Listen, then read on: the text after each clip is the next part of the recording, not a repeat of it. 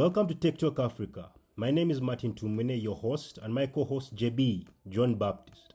In this episode, we talk about how we got into software engineering, business, and our learnings along this journey. Hope you enjoy this episode. So JB, this is our first podcast together, and maybe the first of many. So basically, on this podcast, we want to be talking about business and technology. So I'm a software engineer now doing software consultancy. You're also a software engineer as well. And probably people would like to know more about us, I would assume, but we can start with you, JB. What are your names and why are you here? Yes, thank you, Martin. I'm called Moke John Baptist. Those are my original names. And the brand name that people came to know me most is JB Web Developer. That time I looked for that name when I was so much excited when I was starting my programming time back in 2020. So maybe I would talk a brief about how I got into programming, and maybe most people can just know more about me. Okay. So you started your programming in 2020. Yeah. Well, what brought you to programming? So briefly back in at campus after doing my agro-processing engineering course, I first went to Nairobi. Actually, after the course, I did start a company that failed terribly, by the way. It was an agro-based company. Yeah. And that company, it failed due to a number of reasons. And I learned a lot from that company failing. And one of the things why it failed was the two big things I learned from that was that businesses which are product-based, like physical product-based, they rely more on capital. Yeah. You really need to have capital to manufacture, things people can look at. Let's say, for instance, our company that time was manufacturing agro-based machineries. For instance, maize mills, these juice machines, popcorn machines. So the first problem was we lacked funding to really buy materials and buy all these things that were required to process. Yes. And the second thing was the skill.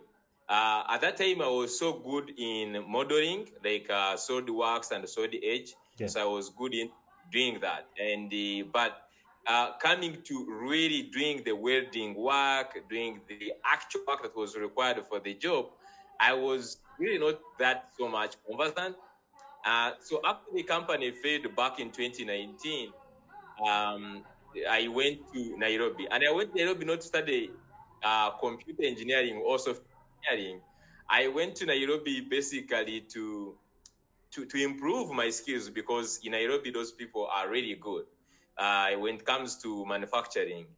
But after reaching there, I struggled a lot, first of all, getting a job and even catching up with the manual work that was into like welding, doing all that mechanical work. I was thinking like, I am a person who like thinking, like solving, bigger problems. And here I was like almost like a robot. I was just like welding, doing these things. Something was missing. And computer back at the university, computer was something I was using as something to solve my problems. Yeah. I was so good that I used to install Windows. I used to do very good at Microsoft. I used to help so many people to fix some issues in a computer. Yeah. So when I went to Nairobi and things became so hard, I remember going to a certain cafe and I was going to print my CV there. And I noticed something. When I reached at the cafe, I went and I typed my CV. I did whatever I was doing, but I noticed a problem in that cafe. They had a lot of computers which were not working. They had a good number of machines, like about 8, machines that were all there. They were not working.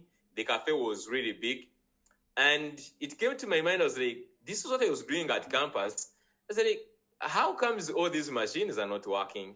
So at the end of the day, I talked to the owner of the cafe. The next day I came and I told him, you are having a lot of inefficiencies. The time I was here, I saw you copying movies from one machine. I saw you printing from each individual machine.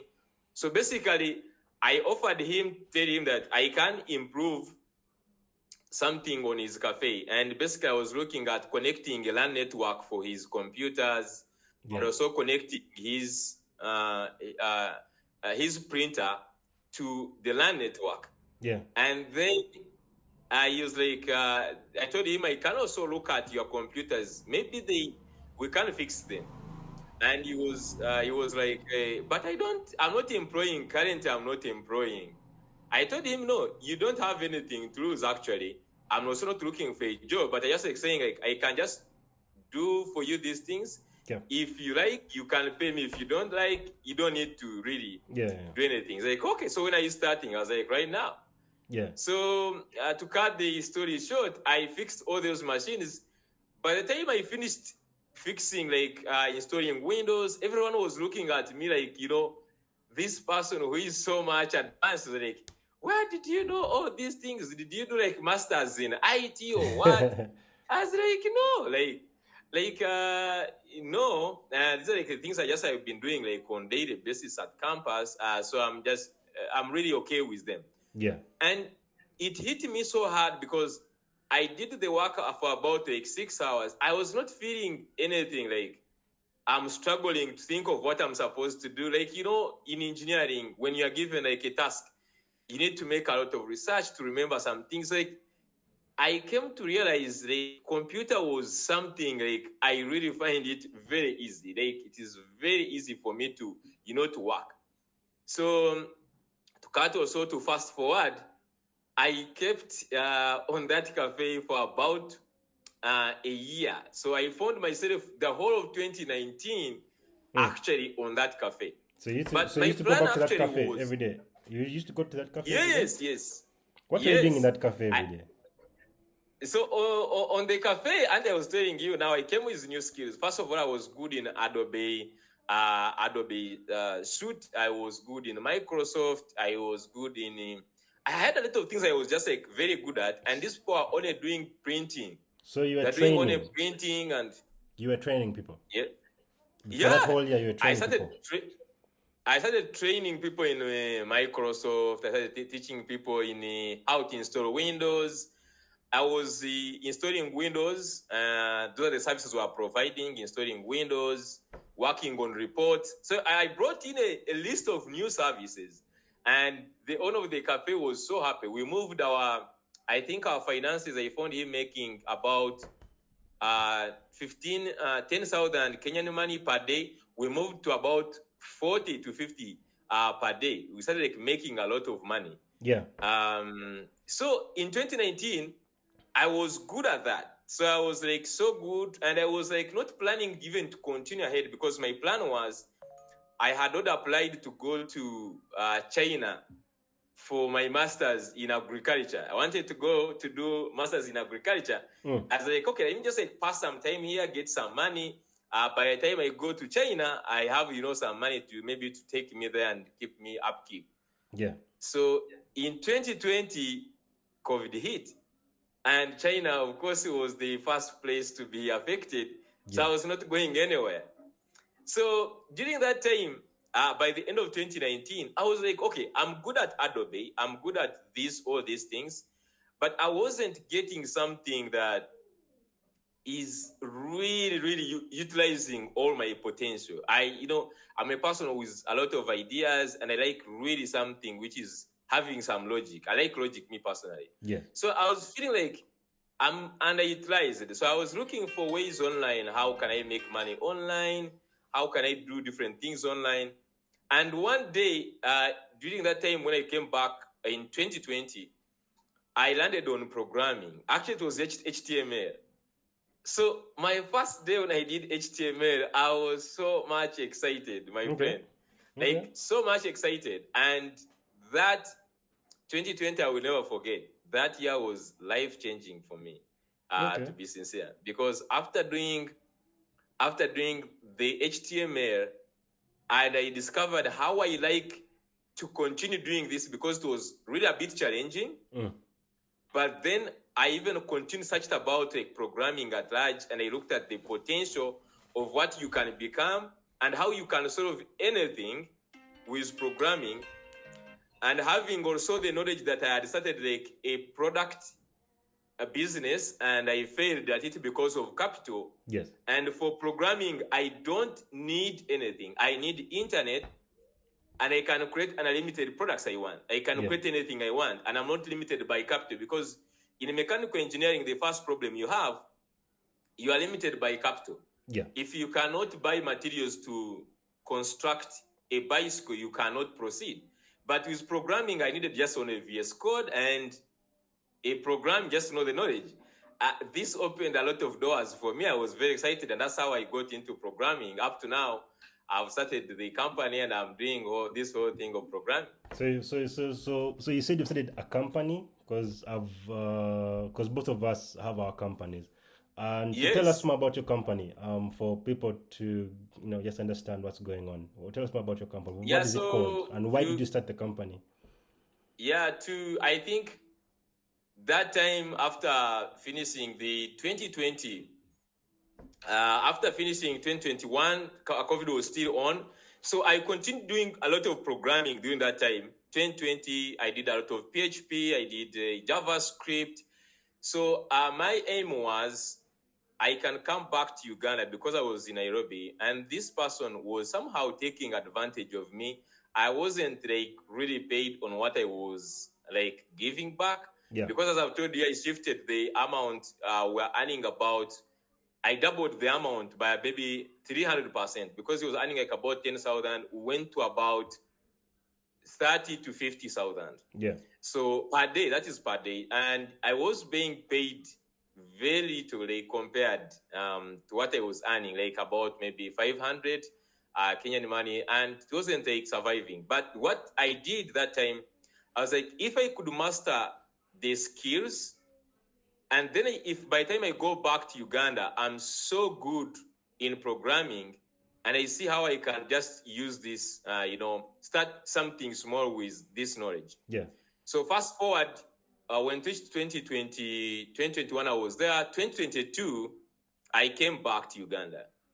And I started from Banda. I started just like slowly. And what basically I was doing at this point, I was teaching, people different things. If I find you lack in Microsoft, I teach you Microsoft.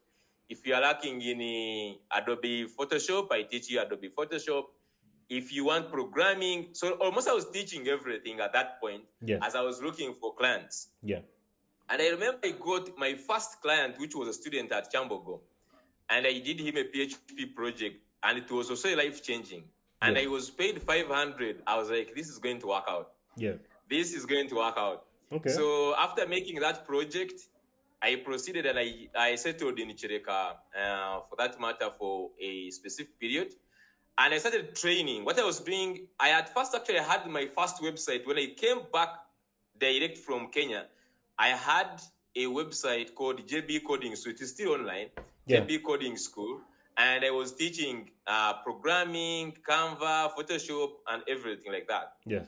So after doing, still 2022, after doing some things, and I see people are picking up. And one person asked me is that, if you are going to make it big, I think you need to separate from JB Coding School, because you are limiting yourself to coding school or something. So I looked at it, I was like, oh yeah, that is like a good idea. I need to make a company that has a name that has no even my name in it or anything. So I started, this is just joking there. I was like, let me just look for a short name that people maybe can remember what is unique for search engine optimization. Yes. And I chose this hub. And after choosing this hub, we started by training. I was training, and my aim wasn't like I train students to to graduate or they go somewhere. Though I taught some people who went away after later on, but my aim was I need to establish a software company, but I need people to be so good the way I am good. Yes. So I couldn't manage to get like developers. Hiring developers is really expensive. So my aim was, if I can get people who are serious, I teach them, and then they become so good so that they become part of this hub. They be part of the company employee force. Yeah. And that's what I did. So actually, some of the team members I started with up to now, they are the ones who are working at this hub as workers, like employees, and they are really good developers. Some of them I gave them bursary. I wasn't even minding about paying or anything. What I was focusing on was, can you really be good that you can develop, software and all that? So quick question. So that's how this hub started, and right now I'm having about 6 good developers and about 13 students who are still in progress. So quick question. Why Daisy's Hub? Why did you choose Daisy's Hub? Why? Yeah, so as I was just coming up with this whole thing, I think at first when you're just like creating a company, I wasn't even just like, I think there was this, I wanted something in full. If you look at this hub, how I registered it, it is just like this hub is a short form of something big, but it was something to do with design and development, enterprise. I had like this, I was trying to get this, different engineering terms like development, enterprise, systems, and solutions. So I was like, can I create a name, a company name within these acronyms that can relate to people? Yeah. So I went to, I think that time, ChatGPT. Was it ChatGPT? I think that was something called Namelix that time. Yeah. I think ChatGPT also came in during which time? I think it came in later on. So I was trying to fix, give me a name with these keywords. Yes. Okay. And then it compiled and I go to the sub. And then I just like to check online to see where this sub is or anything. And there was none. And it was like, okay, I'm just like going to use these acronyms. This is, and then hub, as in hub. Yeah. But the whole thing was only like, this is development and system engineering. And then the hub is just like the hub as a place. Okay. Yeah, so I came up with this is hub. Okay, cool. So we've talked a bit about you, JB. Yeah. What's JB in full? People need to know your name. I mean, if you're going to JB. Have more episodes in this podcast, they need to know you. So who are you? Your name? As in my full names? Yeah, full name. Yeah, John Baptist. The JB is John Baptist. I think I said at the beginning of the episode that I'm okay, John Baptist. And then like John Baptist, I broke it to JB because people used to give me a hard time calling me like Moke is not very easy to get in your head. So I was like, okay, let me just roll with JB because at campus I became prominent with the JB. So I moved on with JB. So you joined the Baptist, but you baptize people with software, how to code. Yeah. Okay.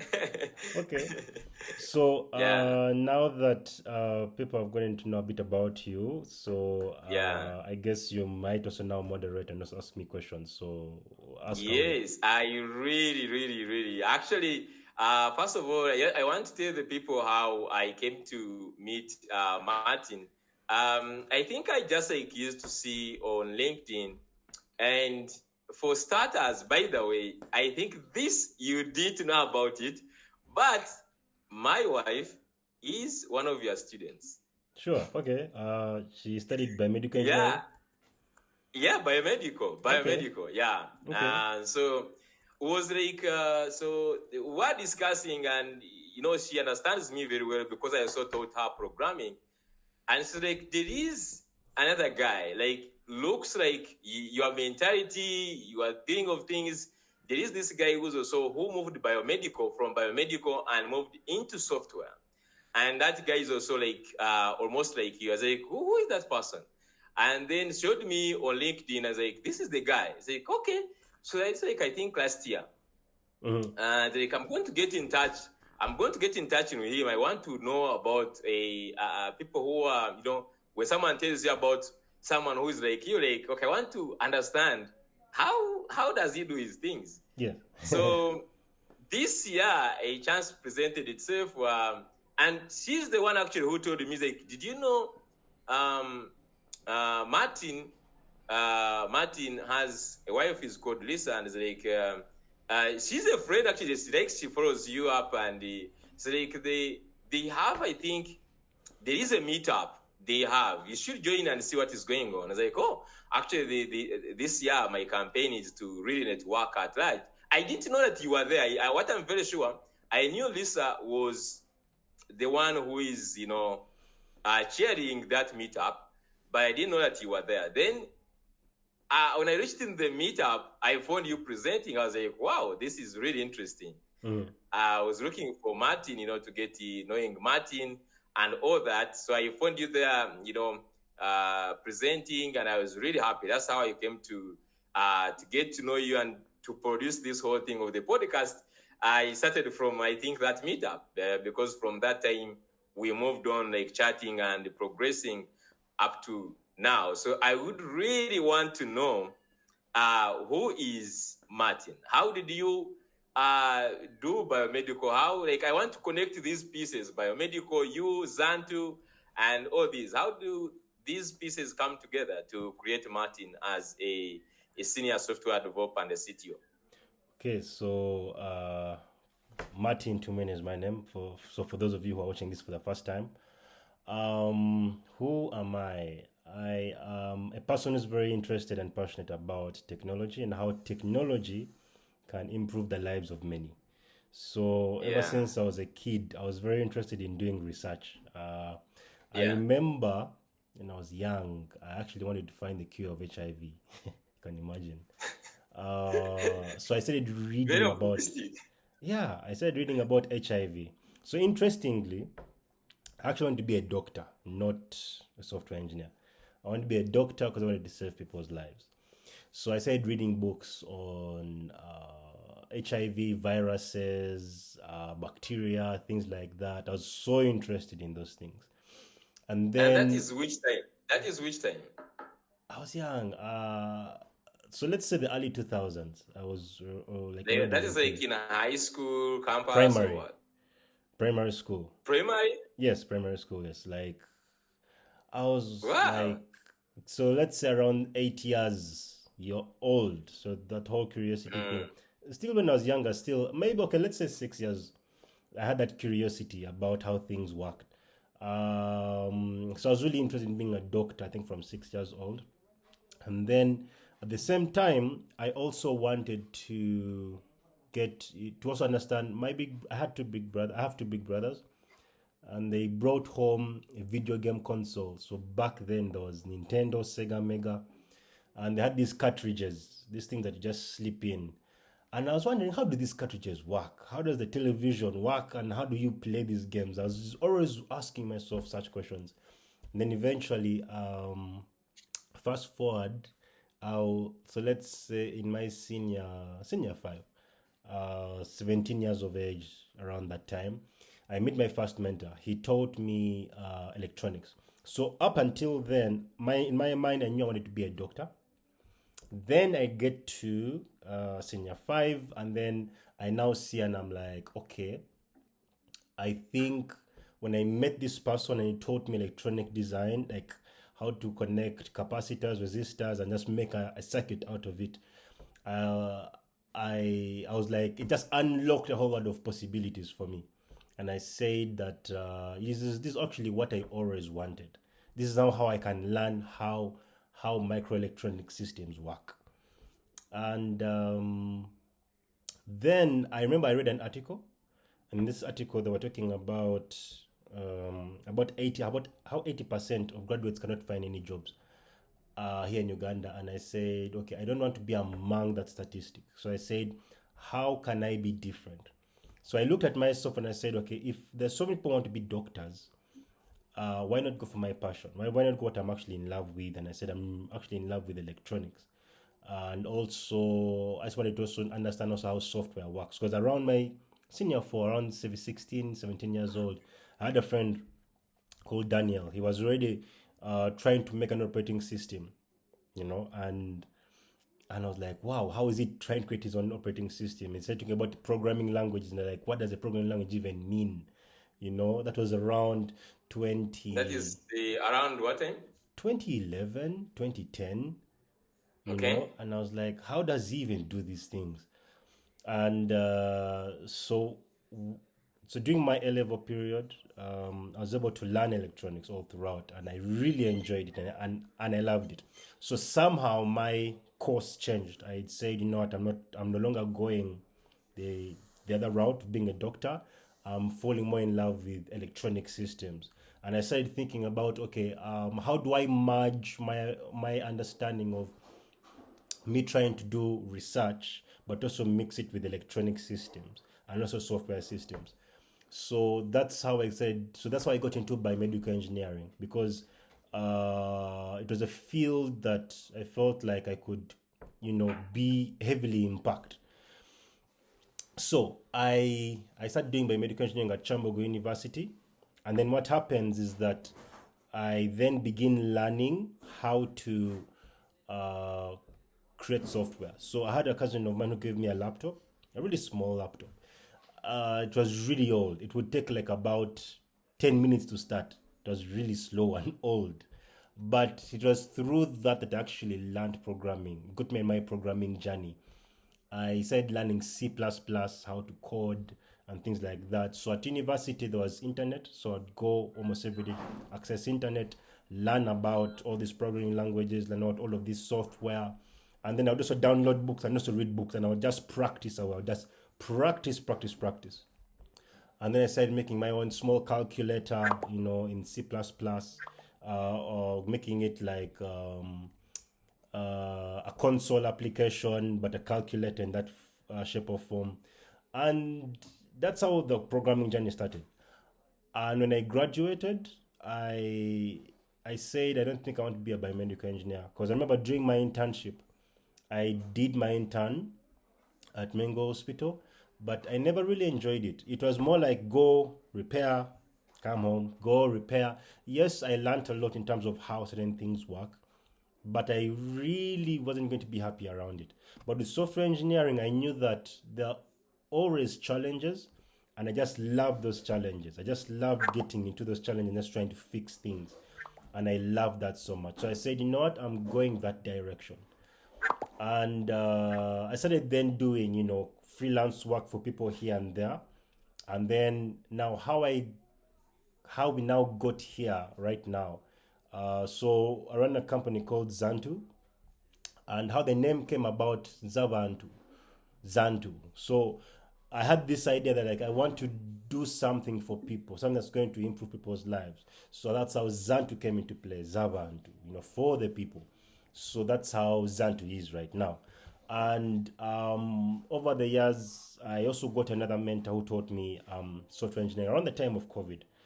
He taught me proper software engineering, how to think very critically, around the whole software bit. And then that also opened up more doors opportunity for me. Then I started now working with remote teams from other countries, Germany, for example. And it became so interesting. And I said, you know what, I'm now going to double down and create a company.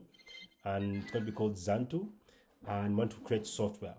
But now, because the barrier to entry is really small, right? Anybody can now begin learning how to code. I normally say this joke, but even people's dogs also nowadays learn how to code as well.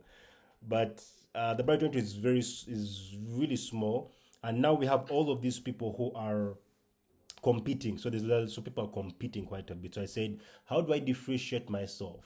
So I started getting into consultancy, and then I jumped out of that and I said, I see that there's a problem with technology teams in terms of having a technology leader, people who are able to lead teams especially around the technology aspect. So I said, you know what, I'm going to go ahead and create a new service called CTO as a service, which is Chief Technology Officer as a service, where we come into your organization, understand the business processes, understand what's going on. So if you're struggling to get work done and your team probably is not that well experienced, I can come in and say, okay, how do I mentor the team to make sure that they actually write good quality code? If you're struggling maybe to maintain your team and you have a high turnover rate, how do I come in and probably help with that and create a culture where people actually enjoy loving, enjoy working at that specific workplace? So those are all the questions that I started thinking about, and I said, okay, if I was in that position, I would also think about that. So that's how City as a Service came about, and that's what now we are doing. So that is just a brief of my whole journey right now. So just answer your question. Yeah, that's really, really, really good. Like, I think we have a lot of things in common. We have a lot of things in common. The love of solving challenges, because exactly what you faced, like after doing agro processing, in fact, I was among the top 3 in class, and everyone was calling me the head of department, and everyone was calling me like, they told me you are into software, and everyone was very concerned. Like, how do you join this whole new career, and how are you going to survive in that career? You know. But what I just came to know is with programming, as you said, I think most people as you said, the barrier to entry is less. People try to get into programming. But early alone, what I noticed is there is no proper mentors into this space. When it comes to programming, I think one of the things with the highest dropout rate is programming. Like, most people try to get into programming quickly enough. After like 1 month or 2 months, they cannot survive in the space. Most of them drop out. And this is one of the reasons, actually, because I think one of the gifts I have, to be sincere, is sharing and explaining, really breaking down complicated things into that is one of my strengths. I can explain and I love building. Those are like 2 big things. And putting those together, that's why it's very easy to put for me a team and an academy to train them. And the fact that I love building, so I teach them while building. Yeah, exactly. That's why I normally call tab. We say we leverage. Our motto is like we leverage technology, and like the way you see a football player is enjoying playing football at the same time is making money.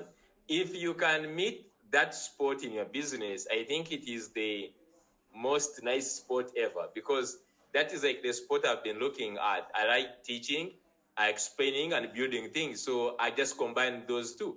I build projects, but as I'm showing others how I'm building it, so that's why we have managed to reach, I think, this space because of those 2 things. Yeah, exactly. So at that, I'm looking at our time, and I think our time is fast spent. But at least for our first episode, maybe the viewers they just get to know a bit about us, about how we got into this journey.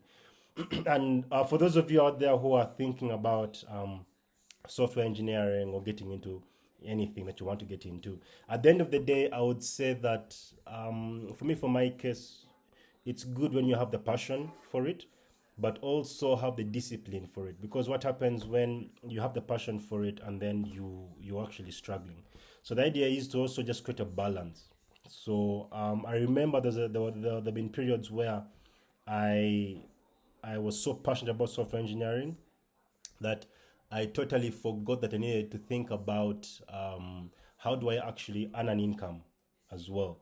And that's the trap I see a lot of software engineers get into. But not just software engineers, a lot of other people also in other fields. They get so passionate about what they're doing, but they also forget about the business aspect, or the aspect about the longevity, that sustainability. Is it sustainable enough for you to actually get there?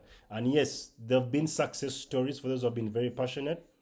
But the question is, if you're looking at the rate of those success stories, it's quite low. And the idea is that with the more risk, of course, you get a much bigger reward. in a sense. So that is, you need to balance it out. So for those of you, if I'm to go back in time, I think what I would do is I would have taken on a job at a certain point in time, a software engineering job, rather than just build my own, products. That way I would have maybe learned faster, and I probably would have learned a lot more much faster, and probably I would be slightly a bit ahead from where I am right now. So these are some of my mistakes that I made. So for those of you out there who are listening to this or even watching this, I would just advise that you try to balance. You have your passion for something, but you also need to also think about your survival as well. So sometimes you might delay yourself years simply because you probably didn't build a network and you segregated yourself away because of your passion. So we need to be very careful as African or wherever you are in the world. Just think about that aspect. That at the end of the day, we want this podcast to be something that people can learn from, and something that can also impact people worldwide as well. I don't know if you have any learnings from for your case, JB. Yes, from my case, I have a lot of things I have to advise these people, because the journey I've gone through, probably I don't want someone to really go through it. You have talked about two good points. Really, if you, I want to just to see, like, I think the big problem I'm just going to talk about or to think about is, one, you really need to work around to get a mentor. I think the one problem I'm seeing high rate of dropout from coding is, if you're not having an actual person to mentor you, you're most likely to spend time, waste more time. Yeah. Because most of the kids I've taught at this hub, they have learned. You can't believe someone can learn from HTML up to maybe React, even learning the old programming within less than 6 months. Yeah. I normally see people going to campus, do degree, they finish their degree, and they spend even one more year teaching themselves. Yeah. And when they come, they still don't know any concept, or they can't do anything that is tangible. Exactly. But you looking for where, for instance, if you can't find someone who is really good at coding, even if he's not going to pay you or anything, but he can be your mentor. Yeah. The person you can face and solve for you problems, that is very important. Yeah. Very important. Exactly. Like, you need to get someone to help you out. And that's why I did this whole YouTube channel, the WhatsApp. Like, most of the time I just do it in mentoring, like trying to help those young developers to really not waste time. You can waste a lot of time, like 8 months studying JavaScript that would have taken you only 1 month. Yep. And then you do learn to the job. Then another thing is, I would say that you do reverse engineering, because jobs for tech are not like jobs for other people, whereby people look at your books, like they look at your papers, like you did software engineering in a college or in a university. Software is very different. People look at what you are able to build or what you are able to present, as well as the clients. You cannot show them your papers. They simply want, can you solve their problem?